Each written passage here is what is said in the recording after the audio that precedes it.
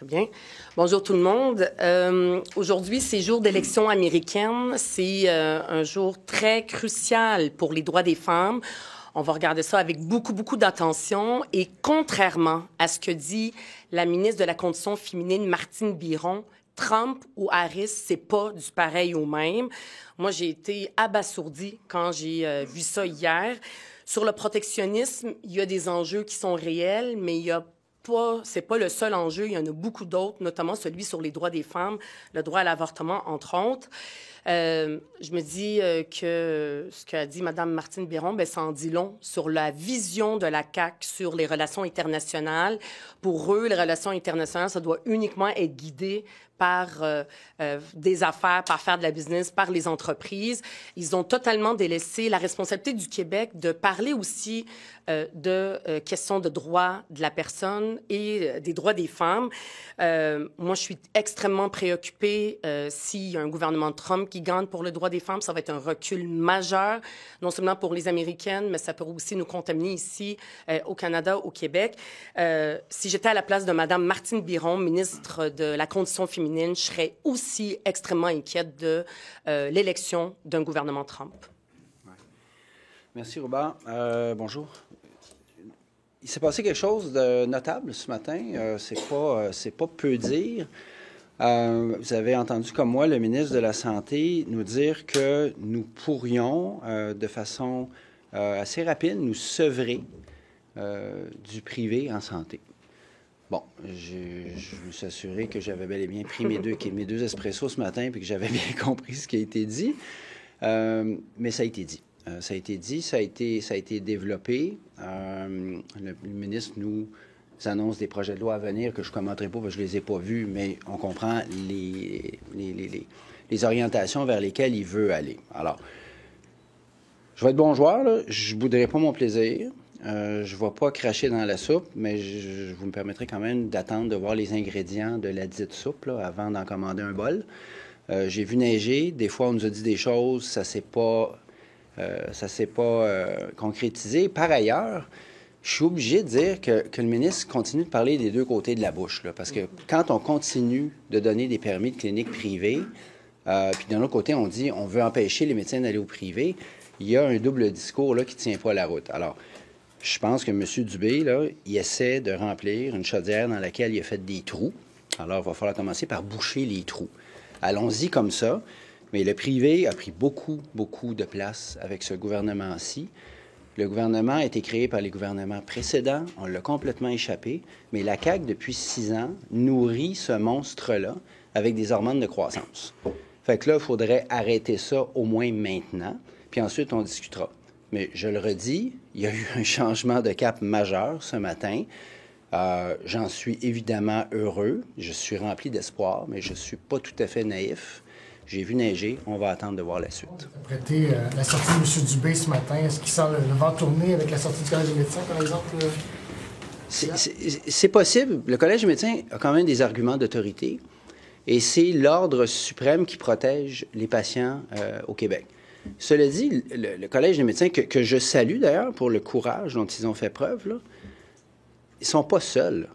Même les fédérations, là, que ce soit les omnis ou les spécialistes, ont tenu des propos comme ça. Les jeunes et les jeunes étudiants et étudiantes en médecine tiennent des propos comme ça. Mais surtout, la population tient des propos comme ça. Moi, je cumule là, des centaines de témoignages de gens qui disent « Je suis tout le temps obligé de payer, je ne peux plus voir mon médecin, je ne peux même pas parler à la secrétaire de mon médecin.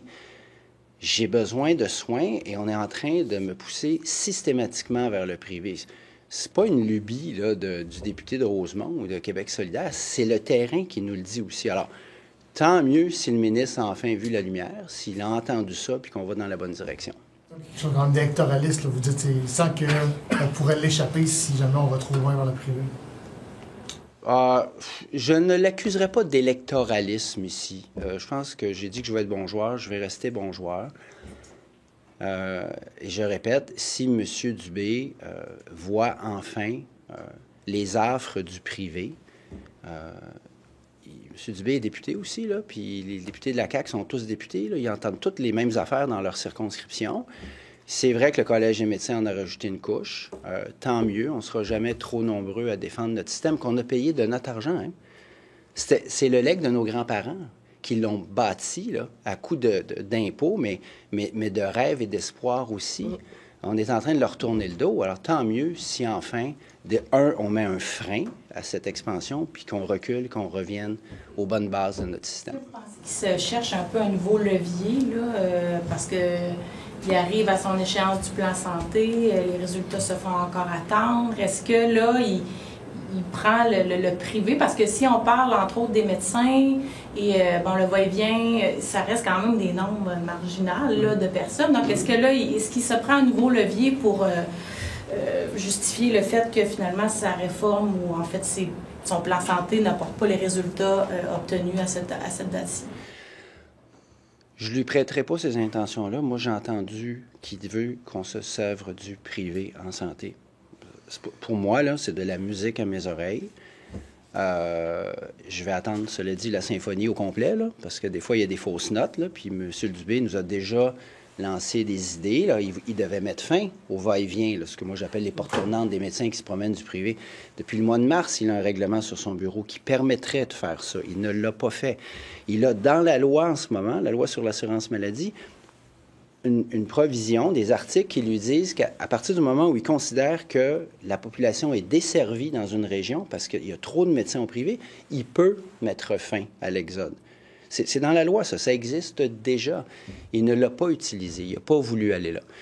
Moi, j'ai rajouté une demande ce matin, question de bonne foi, qui mette donc fin au projet des mini-hôpitaux, qui, de toute façon, ça va nulle part. Ça a changé de version à peu près 3-4 fois, cette affaire-là. La dernière fois, le gouvernement était incapable de nous expliquer ça mangeait quoi en hiver, cette affaire-là.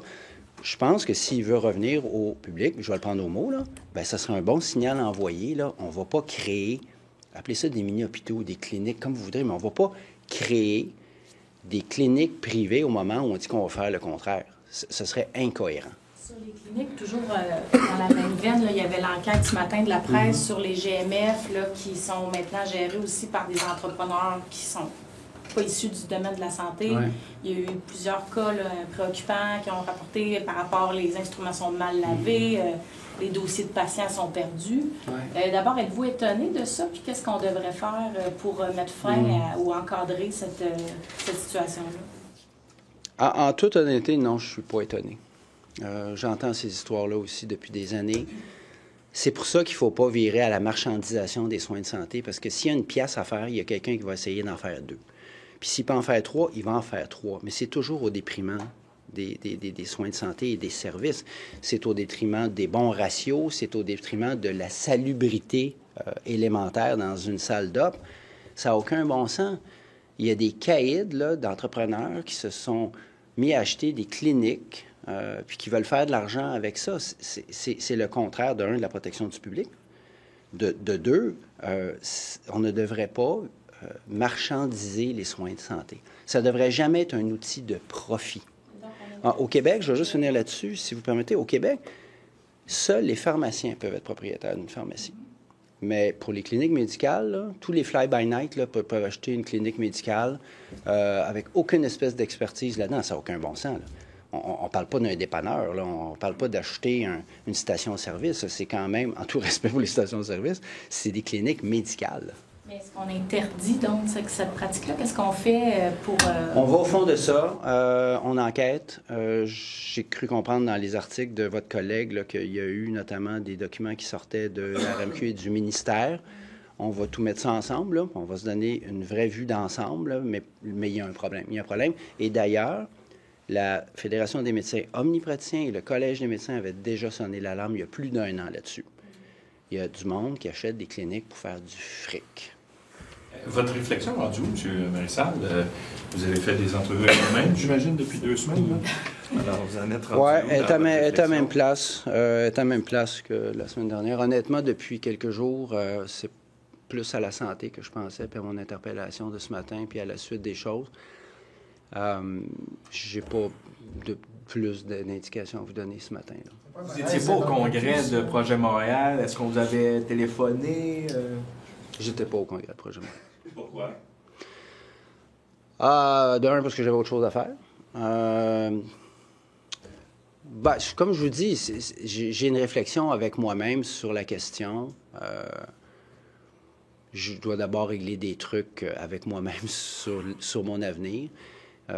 Une chose que je peux vous dire, c'est que quand je vous disais il y a 2 semaines que j'aime beaucoup mon travail ici, ça ne s'est pas démenti. Ça, c'est clair, là. Puis je m'en suis fait la preuve à moi-même encore ce matin. Je ne suis pas en train de dire que je suis bon, là, ça vous de juger, mais je l'aime, mon travail ici. Puis je vous tiendrai au courant rapidement de mes intentions. Je ne vais pas vous faire durer ça pendant des mois, là. Je vais vous tenir au courant bientôt. Moi-même, j'ai des choses à régler avec moi-même. Oui. Qu'est-ce que je veux faire comme implication? Vers quoi je m'en vais? Juste pour votre partie de dire, je suis heureux ici, mais je pourrais peut-être être plus heureux ailleurs. Ça serait pire si je disais que je n'étais pas heureux ici. Je suis heureux, avec mes collègues. Je pense que mes collègues sont heureux avec moi. Bien, oui. Vous savez, si tous les députés ici à l'Assemblée nationale devaient être mis au banc parce qu'ils réfléchissaient à leur avenir, il n'y aurait plus grand monde dans le building. C'est pas anormal. Il y a quelque chose qui s'est passé que je n'avais pas prévu. J'ai besoin d'un peu de temps pour... je suis un réflectif, moi, je ne suis pas un impulsif dans la vie. Par ailleurs, j'aime beaucoup mon travail. J'ai été élu par les gens de Rosemont. Il me reste 2 ans dans mon mandat. Je vais avoir 58 ans dans quelques jours. Tout ça, je mets tout ça dans mon sac à réflexion, puis je vous tiendrai au courant. Ghazal, techniquement, pourquoi vous ne devenez pas chef parlementaire, là, au sens... du titre, là, finalement, parce que pendant le congé de paternité de M. Nadeau-Dubois? Bien, il n'y a pas de mécanisme à l'Assemblée nationale. La question a été posée cette fois, puis elle avait déjà été aussi posée quand Gabrielle avait pris un congé pendant que Manon était aussi porte-parole puis qu'elle l'a remplacé. Il n'y a pas de mécanisme à l'Assemblée nationale qui existe qui puisse nous permettre de faire un remplacement. Moi, ça ne m'empêche pas de faire... Là, je vais être future porte-parole. Je ne le suis pas encore. Je vais l'être le 16 novembre. Vous êtes tous et toutes invités. Et après, bien, je vais faire le travail de porte-parole parce que je vais être élue porte-parole. Puis je vais le faire aussi à l'Assemblée nationale comme porte-parole. Puis je vais avoir le plaisir et le privilège de questionner François Legault. J'ai très, très hâte. Vous allez donc agir comme leader, là, pas leader, mais porte-parole parlementaire, chef parlementaire pendant l'absence de Gabrielle, c'est ça? C'est-à-dire que techniquement, c'est lui qui reste chef parlementaire parce que, comme je vous l'explique, de la même façon que dans le passé, puis aujourd'hui aussi, on a posé la question, il n'y a pas de mécanisme qui existe qui permette de faire un remplacement, mais je vais faire mon travail de porte-parole parce que ça, je vais l'être porte-parole. Là, on n'a pas besoin d'un mécanisme à l'Assemblée nationale. On a ça à Québec solidaire, ça va être décidé. Puis moi, je vais... questionner, ce que je vais avoir à faire, c'est questionner le premier ministre, François Legault, à la période de questions, mais administrativement, si on veut, Gabrielle va rester chef parlementaire. Je vais avoir l'avantage de poser des questions à François Legault. Vous ne pouvez pas savoir comment j'ai hâte de lui poser cette question-là. Il va se lever? Si vous n'êtes pas chef parlementaire. Oui, on a eu la réponse. Oui, de la même façon qu'il a accepté de le faire pour Manon Mancé à l'époque pour le premier enfant de Gabrielle. Il a accepté de faire la même chose avec moi et j'en suis très heureuse. Vous n'aurez pas de chauffeur, pas de garde du corps? Non, je n'aurai pas ça parce que je vais continuer à utiliser le transport en commun et l'autobus. Pas les avantages financiers non plus qui viennent. Écoutez, j'ai un plein salaire. J'ai mon salaire de député. Franchement, je ne suis pas à plaindre. Donc ça, je vais continuer. Puis c'est exactement la même chose qui a eu lieu à l'époque quand c'était Manon et Gabrielle. Bien avec le fait d'être porte-parole, est-ce que le parti, par exemple, vous donne une compensation pour avoir le même niveau de rémunération que le chef? De la même façon, on va fonctionner de la même façon qu'on a fonctionné dans le passé depuis 18 ans et aussi depuis que Gabrielle et Manon étaient co-porte-parole. Quand Manon était chef parlementaire, elle avait tous les privilèges qui venaient ou les avantages et aussi monétaires, là, salariaux pour chef parlementaire. Puis quand c'est Gabrielle, c'est devenu Gabrielle. On va fonctionner exactement pareil. Pourquoi? Juste parce que je peut-être pas... Moi, je vais avoir mon salaire de député, mon plein salaire de député, puis Gabrielle va continuer à avoir son salaire de chef parlementaire. Moins gagné, clairement, gagner moins que monsieur... On va faire exactement la même chose que ce qu'on fait depuis 18 ans, où est-ce qu'on a 2 porte-paroles, où est-ce que même à un moment donné, Françoise David était porte-parole avec Andrés Fontecilla. Andrés Fontecilla était extra-parlementaire. Françoise, elle avait son salaire de député, puis Andrés gagnait beaucoup moins que Françoise. Là, ici, c'est la situation aussi aujourd'hui ressemble à celle de Manon et Gabrielle quand les deux ont joué les 2 rôles. Ça va être pareil. J'aurai l'occasion de questionner M. Legault. Pensez-vous que les réponses peuvent être différentes face à une femme issue de l'immigration? Je ne le sais pas. Je ne veux pas prévoir comment est-ce qu'il va répondre. Moi, j'ai très hâte de lui poser des questions. Je vous invite à rester connectés puis à observer la période de questions quand je vais lui poser des questions. Vous êtes chef parlementaire sur une base officielle? Bien, là, moi, j'ai envie d'être porte-parole. Je vais le devenir. Fait que je vais me concentrer à occuper ce rôle-là qui va être nouveau pour moi comme porte-parole du parti dont je suis membre fondatrice et c'est une grande, grande fierté. Et après ça, Gabriel, lui, va aller en congé de paternité. Puis à son retour, c'est lui, il va continuer, en fait, à être chef parlementaire. Il n'y a pas de débat, par exemple, dans vos rangs, savoir est-ce que vous pourriez devenir chef parlementaire à son retour dans les mois suivants? Non, on va continuer comme ça. Il est chef parlementaire, on va continuer comme ça. Les élections américaines, vous avez parlé tout à l'heure. On comprend que les Américains votent aujourd'hui. On sait qu'il y a un des deux candidats qui pourrait donc poser plus de risques en matière de droits des femmes. Là. Mais est-ce qu'il ne serait pas plus sage pour le Québec en général de respecter la décision démocratique des Américains, puisque c'est une grande démocratie? Comme nous, on ne voudrait pas qu'ils se mêlent de nos affaires et qu'ils décident qu'un tel est meilleur qu'un autre. Est-ce qu'il n'y aurait pas un devoir de réserve qu'on devrait s'imposer sur le plan diplomatique? Ce qui se passe, évidemment, moi, je ne suis pas américaine, fait que je ne vais pas aller voter là-bas, mais ce qui se passe aux États-Unis a un grand, grand impact, non seulement sur le Québec, le Canada, mais dans les démocraties occidentales.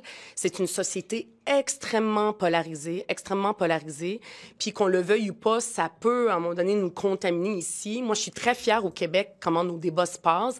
Malgré tout, souvent, on dit, mon Dieu, est-ce qu'il y a une société polarisée? On a, même si on a des débats très, très fermes, vigoureux au Québec, on est toujours à la recherche d'un consensus social, d'un dialogue qui existe au Québec. Et ça, on a une responsabilité. Moi, en tout cas, je le prends comme élu, nous, comme élus, de préserver ça. C'est notre façon de fonctionner au Québec. On dit souvent qu'on n'aime pas la chicane, mais quand on regarde ce qui se passe aux États-Unis, c'est important de préserver ça. Mais après ça, moi, comme Québécoise, comme élue, de dire c'est quoi ma préférence, je pense que c'est quelque chose de tout à fait normal et de tout à fait sain. Surtout si on regarde, par exemple, au Canada, on est à risque d'avoir un gouvernement conservateur. On voit, il y a des gens du Parti... Ouais. Il y a ça que les Américains, eux, se mêlent de nos élections et disent « Ouais, mais tel candidat, on l'aime pas. » C'est déjà arrivé dans une campagne référendaire, notamment. Moi, vous me prêtez beaucoup trop d'influence sur la politique américaine, le fait que je dise que je préfère Kamala Harris à un gouvernement Trump. Je pense pas que ça va avoir un impact énorme aux États-Unis. Comme élue, comme citoyenne, c'est tout à fait normal. Moi, je vois pas aucun problème avec ça de dire c'est quoi ma préférence, même que je me fais interpeller par les gens, là, les citoyens qui nous disent qu'est-ce que vous pensez des élections américaines. On suit ça très, très, très près. Ça a quand même un impact là, sur notre société, malgré ce qu'on pense. Ça a un impact, les États-Unis, puis tout à fait, je vois aucun problème avec ça. Je suis pas en train de me mêler ni d'une façon ou d'une autre. Je fais juste exprimer ma préférence, puis mon inquiétude aussi. Puis j'espère que Mme Martine Biron va se raviser. Puis elle aussi, comme ministre de la Condition féminine, va dire qu'elle est inquiète pour les droits des femmes qu'un gouvernement Trump soit élu. Merci tout le monde. Merci. Merci.